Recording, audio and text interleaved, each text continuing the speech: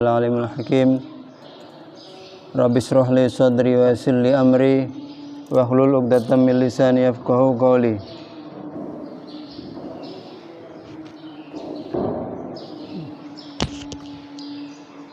Rabbi shrah li sadri wa yassir li amri wahlul 'uqdatam min lisani yafqahu qawli bihaqqi sayyidina Muhammadin sallallahu alaihi wasallam. Amma ba'du. Baiklah, mari kita lanjutkan pengajian kitab Bidayatul Hidayah. Semoga dengan mengaji ini kita bisa mengamalkan dan mendapatkan hidayah dari Allah Subhanahu wa taala. Nawainal i'tikaf, nawainal ta'lim wa ta'lim. Taqarruban lillahi taala. Jadi kita niatkan i'tikaf dan kita niat thalabul ilmi. Taqarrub ila Allah taala. Ala hadi kulliha al-Fatihah. A'udzu billahi minasyaitonir rajim. Bismillahirrahmanirrahim. Alhamdulillahirabbil alamin arrahmanirrahim maliki yaumiddin iyyaka nasta'in shiratal mustaqim shiratal ladzina an'amta 'alaihim ghairil maghdubi 'alaihim waladdallin. Amin amin amin amin ya mujibas sa'ilin. Qala al-mu'allif rahimallahu ta'ala wa nafa'ana bi ulumihi wa amadana bi barakatihi fid dini wad dunya wal akhirah. Adabu ma baina tulu'i syamsi ila zawal. Adab-adab antara matahari terbit sampai tergelincir matahari, ya. Jadi adab kemarin kan dari bangun tidur kemudian ke masjid. Nah, di masjid ngapain? Kemudian sekarang adab-adab dari matahari dari pagi sampai matahari tergelincir, ya. Faida tola'ati syamsu, kalau terbit matahari, wartafa'at qadra ramhin, kemudian dia meninggi setinggi tumbak, fasolli rok'atain, ya, maka sholatlah 2 rakaat. Wadzalika inda zawal waktul karoha, ketika hilangnya waktu yang dimakruhkan untuk sholat, ya. Fa innaha makruhatun, karena dia itu makruh, min ba'di faridatis subhi, sesudah waktu subuh, ila irtifa'i syams, sampai meningginya matahari, ya. Baik. Di sini Syekh Nawawi menerangkan kalau matahari terbit, ya, fasholli rok'atain. Fasholli rok'atain ini di sini disebutkan boleh dengan niat sholat isyraq, ya. Jadi sholat isyraq itu sholat ketika matahari muncul begini, ya. Jadi matahari memang kelihatan dan itu habisnya waktu subuh. Jadi habis subuh sampai matahari muncul itu dilarang sholat, ya. Tapi kita dianjurkan banyak zikir, ya. Jadi barang siapa sholat subuh di masjid, kemudian dia berzikir atau dia niat i'tikaf dengan zikir, dengan baca Quran, maka itu pahalanya sama seperti haji dan umroh. Itu boleh dilakukan tiap hari atau boleh terutama paling enggak minimal seminggu sekali. Kalau hari Jumatnya longgar, hari Jumat. Kalau Minggu, ya hari Minggu silahkan. Jadi niat sholat isyraq, jadi pas ketika matahari terbit itu. Nah, kemudian nanti ketika setinggi tumbak, ya, setinggi tumbak itu baru niat sholat duha, ya. Itu sholat duha. Fasholli sholat duha arba'an, boleh 4 rakaat, au syittan atau 6 atau samanian atau 8, masna 2 rakaat, 2 rakaat salam, 2 rakaat salam. Faqad nukilat hadil adat kulha an Rasulullah sallallahu alaihi wasallam. Karena ini telah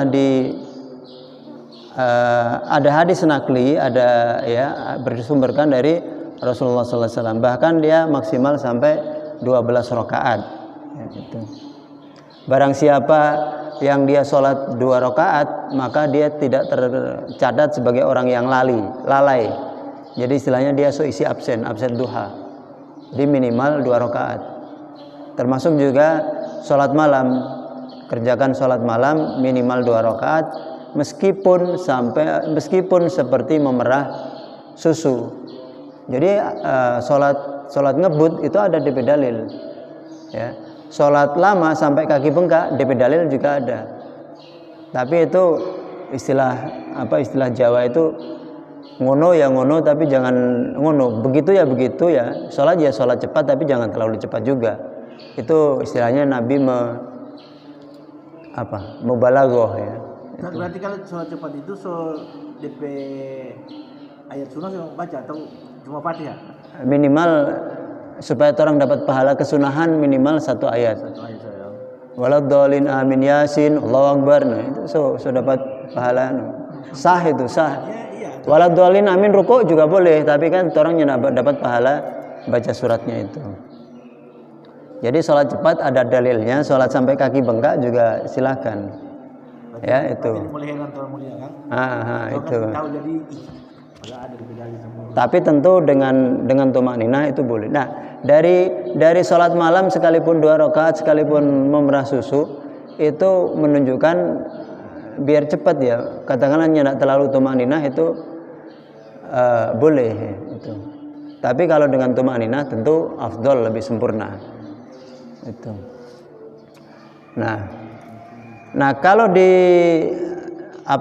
minimal 2 rakaat tadi ya. Nah, kalau bisa sampai 12 rakaat.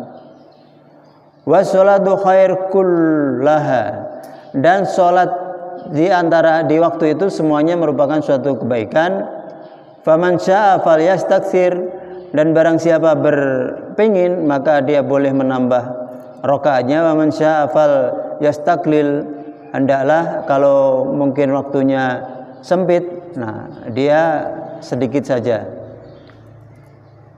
Falaisa baina tulu'i syamsi waz zawal ratibatun minas shalat, dan di antara waktu terbit matahari sampai tergelincir itu tidak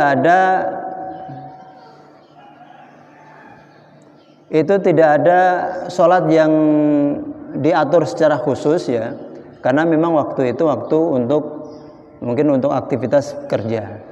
Tetapi dia bisa saja kalau umpama niat sholat sholat mutlak. Illa hadhi fama fadla anha min awqatika. Nah, maka ketika sholat duha tadi, kalau waktu luang ya, silakan 12 rakaat kalau berdasarkan hadis Nabi. Tapi kalau masih pengen nambah lagi, nah itu niat sholat mutlak. Usolli sunatal mutlaki sunatan lillahi ta'ala, rakaataini sunatan lillahi ta'ala. Jadi niat sholat mutlak.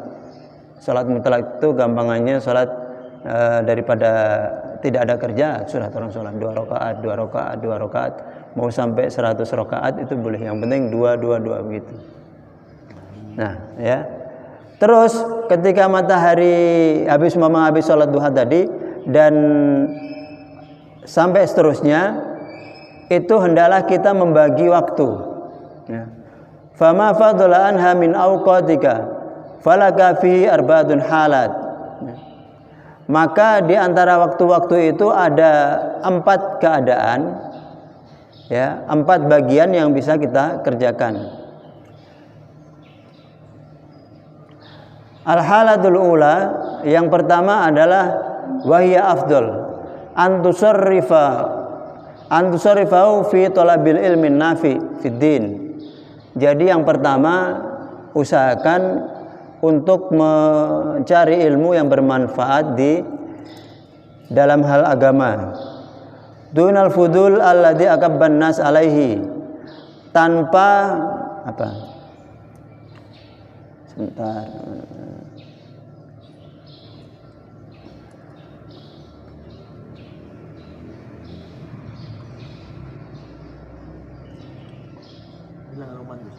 Alladzi la yanfa. Jadi menurut Imam Ghazali ini ada ilmu yang kita utamakan ya, terutama bidang agama, bukan ilmu-ilmu yang tidak bermanfaat. Yang banyak manusia itu ada yang mempelajarinya. Nah, dalam keterangan di situ seperti ilmu sihir atau ilmu nujum, ilmu perbintangan ya. Jadi kalau ilmu perbintangan itu ada dua, yaitu ilmu astronomi ya, ilmu falak ya. Jadi posisi-posisi bulan. Kemudian ada yang disebut ilmu astrologi ya. Posisi bulan nanti pengaruhnya pada nasib seseorang. Ya, nah itu yang tidak boleh. Nah, jadi ada ilmu nanti ada ilmu fardu ain ya. Ilmu fardu ain itu seperti rukun iman, rukun Islam, thaharah, tata cara salat itu harus dikuasai. Bahkan sebelum balik itu anak harus menguasai, atau orang anak-anak harus menguasai tentang thaharah, tentang tata cara salat ya, tata cara mungkin dia nanti mimpi basah atau apa itu harus kuasai. Ya. Nanti ada ilmu fardu kifayah. Ilmu fardu kifayah itu umpamanya dalam hal baca Quran ya, dalam satu kampung itu harus ada yang menguasai tajwid. Dalam satu majelis ini, umpamanya majelis tadarus ya, minimal ada satu yang menguasai tajwid. Kemudian dia ketika orang baca dia negur kalau seandainya ada kesalahan gitu. Ya. Nah, kemudian nanti baru ilmu dunia, ilmu secara umum, nanti baru ilmu yang tidak bermanfaat. Di sini adalah contohnya sihir dan ilmu nujum. Dan wal ilmu nafi, dan ilmu yang bermanfaat itu adalah huwa ma yazidu fi haufika minallah ta'ala wa yazidu fi basiratika. Ilmu nafi adalah ilmu yang bermanfaat, adalah apa-apa yang menambahkan ketakutanmu kepada Allah dan bertambahnya pandanganmu ya, biuyu binafsika, dengan aib dirimu ya. Nah, jadi ketakutan kepada Allah ini dalam bentuk ilmu syariat ya. Itu kemudian uyubun nafsi ini dalam arti makanya kalau dalam Ihya ada disebut maksiat hati itu ya, sehingga kita bisa muhasabah. Karena kalau tidak sebanding ini nanti sering jeglek ya. Dia belajar hukum-hukum akhirnya atau mungkin yang teman-teman di lain itu ya menganggap tasawuf itu sesat ya. Akhirnya dia cuma ilmu ini, oh ini boleh, ini tidak boleh, ini tidak. Akhirnya hatinya jadi keras ya. Cara dakwahnya keras karena kurang mempelajari tentang uyubun nafsi, tentang aib-aib di dalam hati. Wa yazidu fi ma'rifatika bi ibadati rabbika, dan ilmu yang menambah ma'rifatmu untuk beribadah kepada Tuhanmu. Wa yuqallilu min rahbatika fid dunya, dan sedikit atau mengurangi kecintaanmu kepada dunia ya. Nah, makanya di Ihya itu ada tentang celaan-celaan terhadap dunia ya.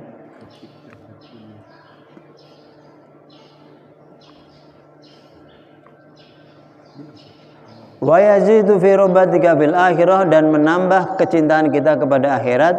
Wa yaftahu basiratuka, dan membuka pandangan kita bi afati a'malika, dengan kekurangan amal kita, hatta tahdar zamanuha, hingga kamu memilih waktu ya, tahdarizu minha, sampai kamu mengutamakan dari ilmu yang menambah kecintaan kepada Allah dibanding yang kecintaan atau ilmu-ilmu tentang dunia. Wayat leuka atau yu'allimuka ala makaidis syaitan, dan ilmu yang menambah atau membuat kita mengetahui tipu daya setan. Wa gururuhu, dan tipu makayid ini makar ya. Makar juga tipuan setan, gurur juga tipuan wa kaifiyatu talbisihi, ya, dan cara-cara setan mengelabui manusia, ala ulama isu, terhadap ulama-ulama dunia. Nah, jadi kita juga harus mengetahui, kita tidak wajib mengetahui bentuk setan, ya. Tapi kita wajib mengetahui, ya ayyuhalladzina amanu dkhulu fis-silmi kafah wa la tattabi'u khutuwati syaiton, ya. Wahai orang-orang yang beriman, masuklah Islam dengan sempurna dan jangan ikuti langkah-langkah setan, ya. Langkah-langkah itu adalah godaan-godaan itu. Jadi kita tidak wajib. Pernah dulu ada kita siswa di Belang itu belajar, boleh Ustaz orang kasih tunjuk Pak kita ini tentang pokok berteman dengan jin. Dia bilang begitu. Atau dengan melihat setan ini bagaimana? Oh, itu tidak wajib. Yang kita wajib ini adalah mengetahui tipu daya setan. Itu. Ya. Nah, salah satunya ulama kalau tidak mengetahui ini, maka dia akan menjadi ulama su yang kemarin, ya. Salah satu tipu dayanya apa? Oh, ulama itu kedudukannya tinggi sekali. Dia seperti bulan purnama dibanding ahli ibadah, ya. Jadi kalau orang sholat, kita belajar satu bab, ya, itu lebih utama daripada 1000 rakaat. Nah, jadi hadis-hadis itu didengarkan, dibisik-bisikan sama setan. Tapi tidak pernah didengarkan bahwa orang yang masuk surga pertama, masuk neraka pertama adalah ulama. Mengapa? Karena dia menyuruh kebaikan, dia sendiri malah tidak bikin, ya, itu. Mencegah kemungkaran, melarang kemungkaran, dia sendiri malah kerjakan, bikin, itu. Nah, itu juga terus harus ingat-ingat itu. Kemudian kesalahan niat, salah karena niat harta, tahta, dan wanita, dan seterusnya. Ya. Hatta aradahum lamaknullahi ta'ala wasuhtuhu, sampai dia lupa dengan kemarahan Allah, juga kebencian Allah dan kemarahannya, ya. Haitsu akalu ad-dunya bid-din, sampai dia makan dunia atau mencari harta dunia atau menjual agamanya untuk dunia. Itu. Wattakhadhu ilmu dariyah, dan mengambil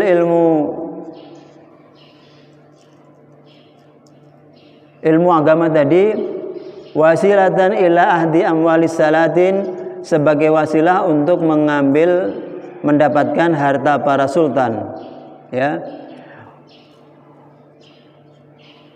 Wa aklu amwalil auqaf, dan memakan harta wakaf, wal yatama, dan anak yatim, wal masakin, dan orang-orang miskin. Wa sarafa himmatahum, dan dia mengganti niatnya tula naharim ila talabil jah, ya. Sepanjang siang atau sehari-hari, setiap harinya itu niatnya adalah ila talabil jah, untuk mencari kehormatan, ya, wal manzilah, dan kedudukan fi qulubil khalqi, di hati manusia. Itu.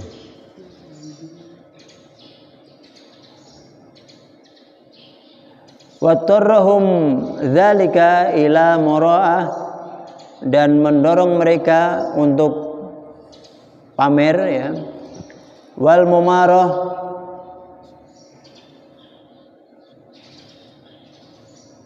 dan berdebat, wal munafasah, dan berlomba-lomba, bersaing, fi hadzal fan, dalam bidang ilmu ini, min ilmun nafi. Jadi sekalipun dia belajar ilmu yang bermanfaat, tetapi niatnya adalah untuk berdebat, ya. Mungkin perdebatan langsung begininya enggak, tetapi perdebatan melalui media sosial. Oh ya, ini ada pertanyaan tapi tentang lain, ya. Oke.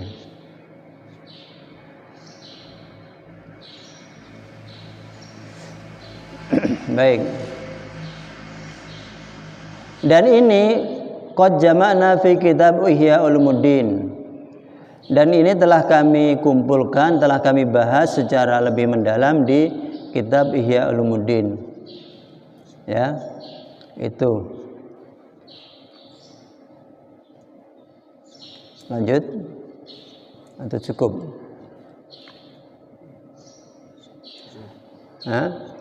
Nah, kemudian sebentar. Fa in kunta min ahlihi, sesudah kamu menguasai ya, menjadi ahlinya di bidang ilmu ini, wa'mal bihi, maka amalkan dengan ilmu tersebut, summa alimhu, kemudian ajarkan ya. Jadi memang ada tahapan yang ngamalkan dulu, kemudian ajarkan, wad'u ilaihi, dan dakwahkan kepada ini ya. Maka ini sebetul orang ngajar bapak-bapak, nanti bapak ini ngajar ibu-ibu gitu. Ibu-ibu ngajar DP anak-anak gitu. Ya. Nah,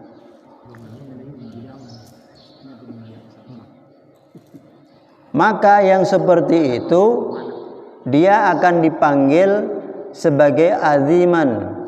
Fadzalika yud'a aziman, orang yang seperti itu dia akan dipanggil atau apa ya, dipanggil sebagai orang yang besar ya, besar di langit, bukan cuma besar di bumi. Fi malakutis samawati wal samawat, di alam malakut di langit sana, bi syahadati Isa alaihissalam.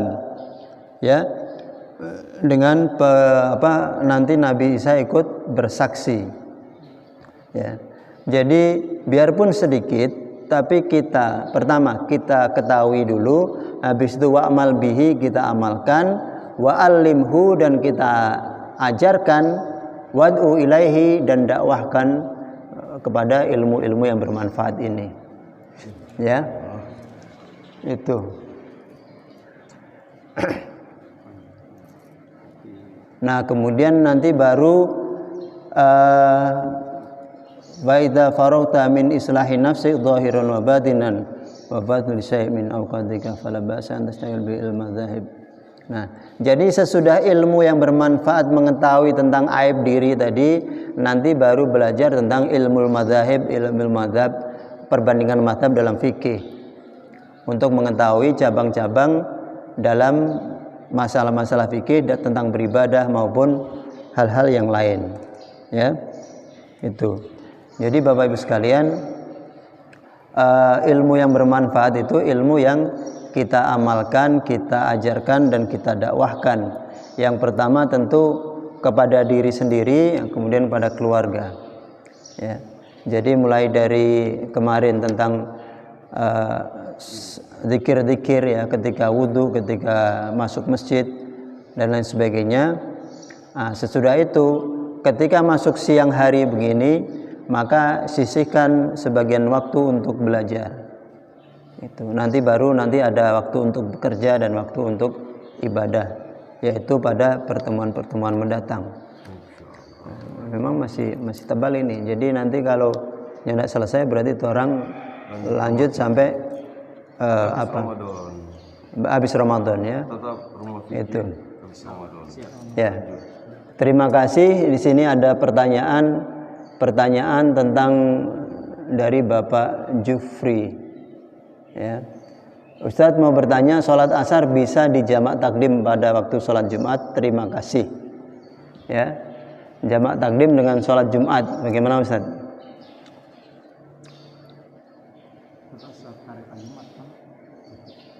Berarti dia musafir. Ya, karena pertanyaannya di Messenger bukan secara live, ya nanti kita jawab itu. Iya. Baik, sekian dan terima kasih. Usikum manasib bid'allah, Allahumma fiq lahu wa midharik. Assalamualaikum warahmatullahi wabarakatuh. Waalaikumsalam. Kalau dia bicara jamak berarti dia musafir. Kalau musafir dia tidak wajib Jumat.